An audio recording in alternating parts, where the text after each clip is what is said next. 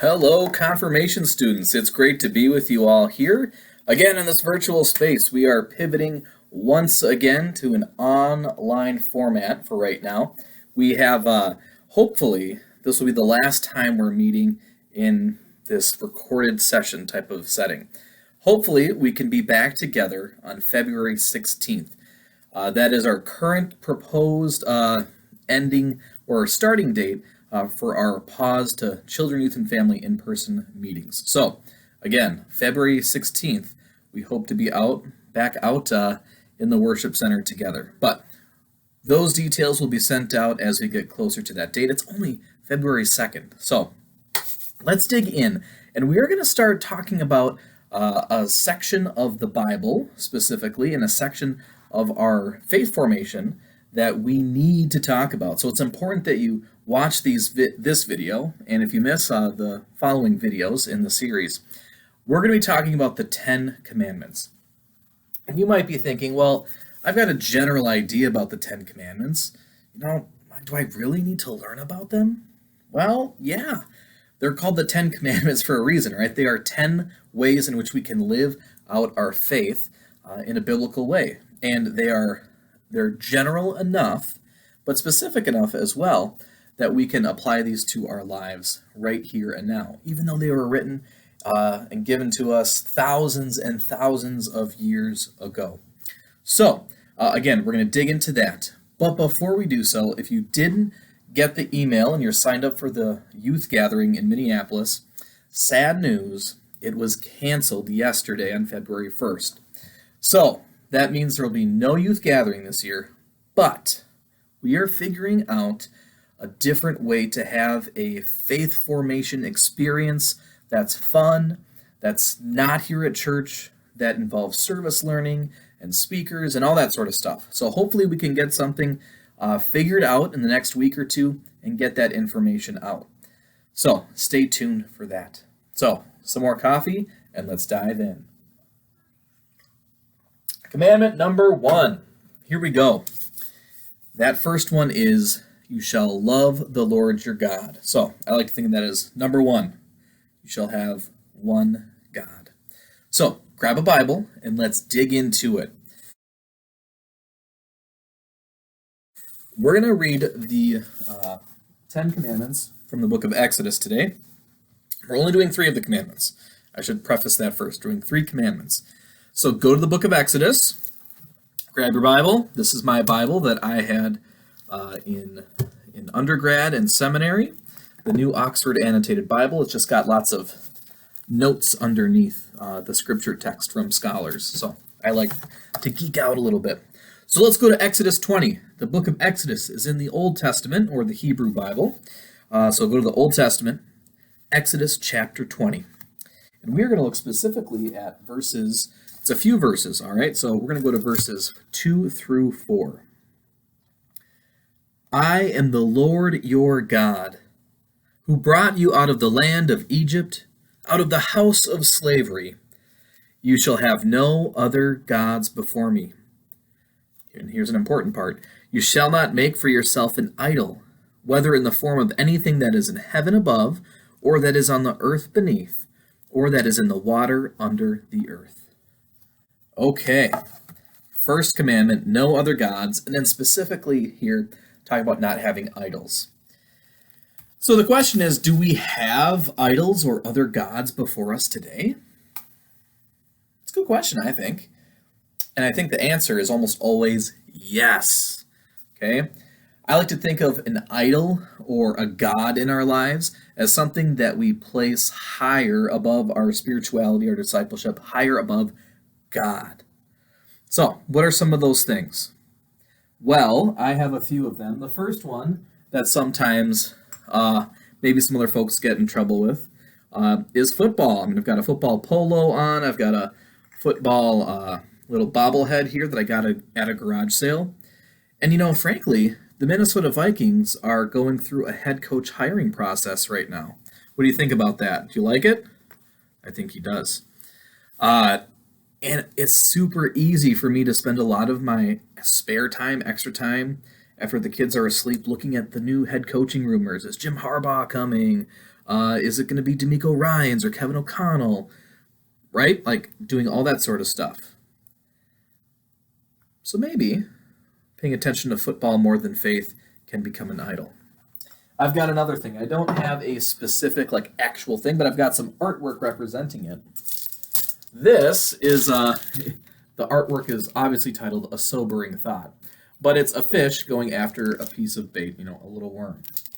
And sometimes people can obsess over the outdoors and put it above faith. I love fishing, especially this time of year. I love ice fishing.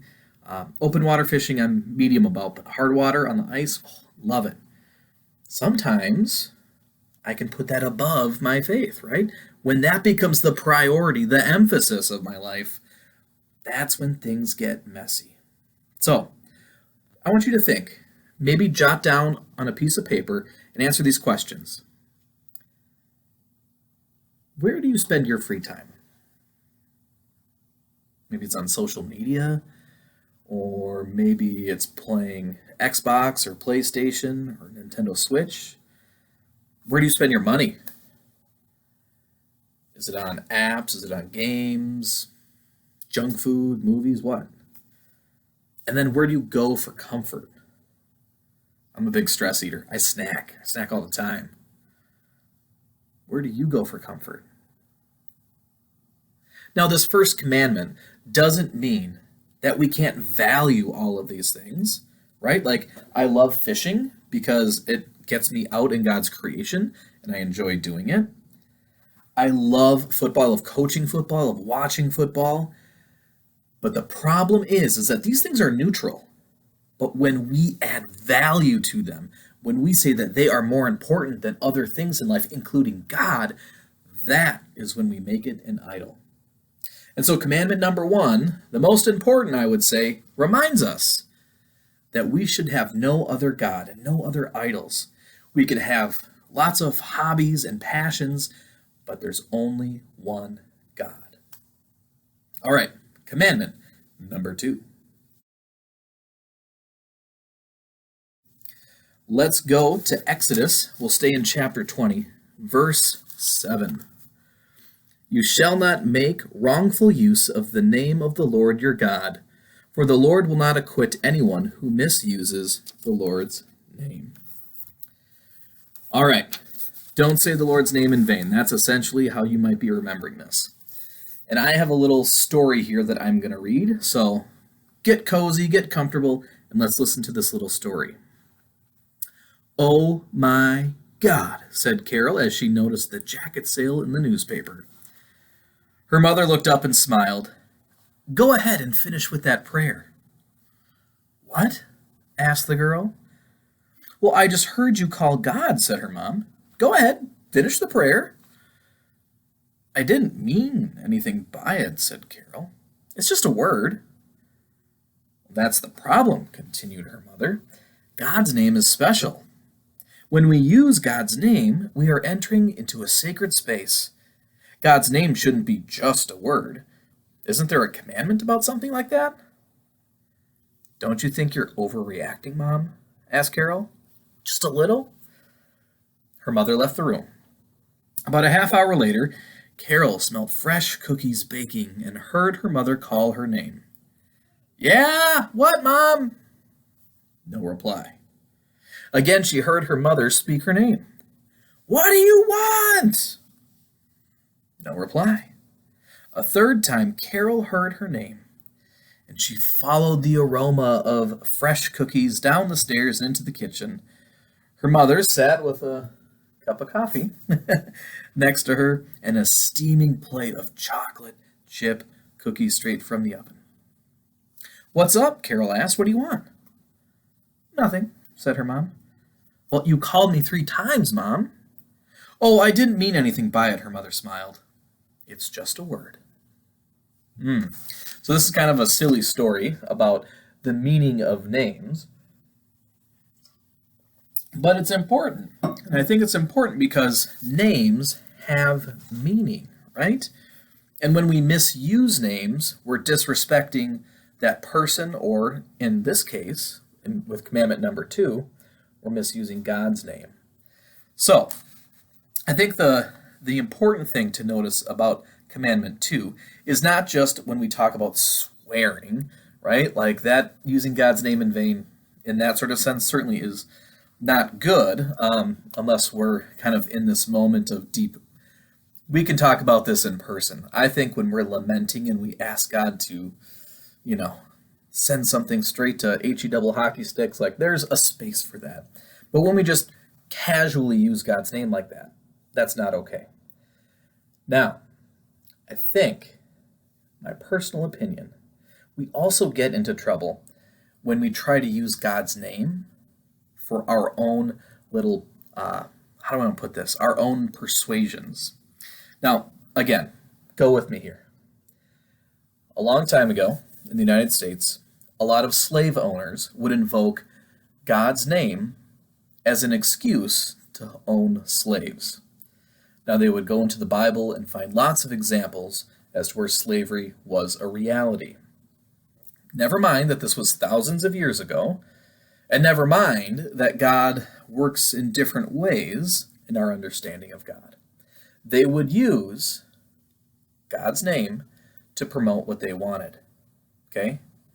Now, it gets tricky here because we see throughout the Bible that God calls people out of slavery, that God advocates for justice and peace and mercy for all people. But when they take a couple little snippets and use it for their own purposes, I think they are also misusing God's name.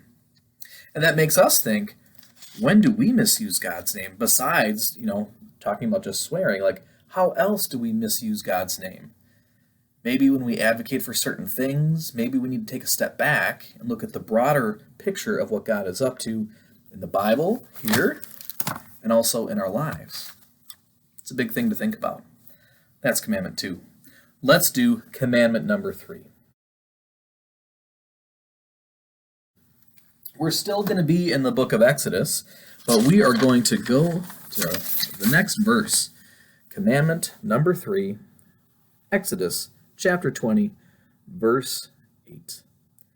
Remember the Sabbath day and keep it holy. All right, Sabbath.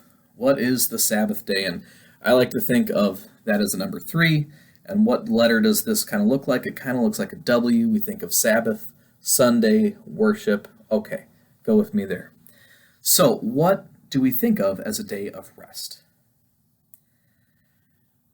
We fill our weekends up with so much stuff. I mean, I can look at my phone, pull up my Google Calendar, and it's going to be full of things. And is that the best way to spend Sabbath time? Probably not. What does your weekend look like? Is it full of events and activities to do where you have no time to breathe and relax and rest? You tell me. When this commandment was instituted, it went against the grain of the culture. To take one day to completely rest, to not have any activity in the local economy, to give your animals a break, for you to take a break. Why would you do that? A seventh of your week wasted to do nothing. But you know what? If you don't sleep,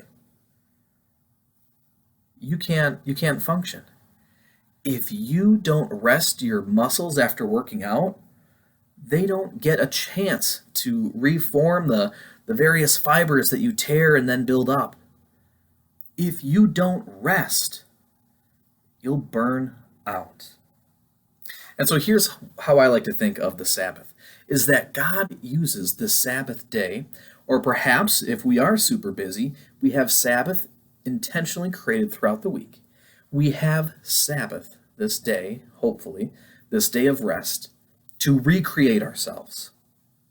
And I like to think that we recreate ourselves through recreation. We do it through the things that give us life. We spend time with family and friends. We worship, whether that's reading the Bible, listening to music that fills our soul. Maybe we're even at church, or we watch it online. How do we fill our spiritual cup? How do we fill our passions and our hobbies and our sense of purpose up as well? Or do we use Sabbath as a time to recreation? You'll notice that I separate those words. Recreation, as in those things that you can do, those activities, or recreation. Are you so busy that by the end of the week, Saturday and Sunday so busy that you get to Sunday night and you feel entirely spent and you got to start it all over again on Monday morning? Have you wrecked the creation that God made you to be? Again, recreation and recreation can help us think about how we live out this time of rest, how we think about our Sabbath day. And again, I realize that life is busy, that life is just nuts sometimes. But if we don't carve out time, if we don't make this a priority to be in relationship with God and to tend to ourselves and our family, again, we're going to wreck creation. All right, I've talked a lot at you. We're going on over 15 minutes now for this video. So let's end this right now. Again, we talked about the first 3 commandments. We talked about having one God and no idols. We talked about not using the Lord's name in vain. And we talked about keeping the Sabbath day holy, whatever that looks like as we participate in recreation and not recreation. All right, everyone. I hope you have a great week. Go ahead, email me if you have any questions, comments, concerns. We'd love to hear from you. And let's see, anything else? Nope. I hope to see you on February 16th as we come back, hopefully, fingers crossed, knock on wood, to in-person activities. Peace.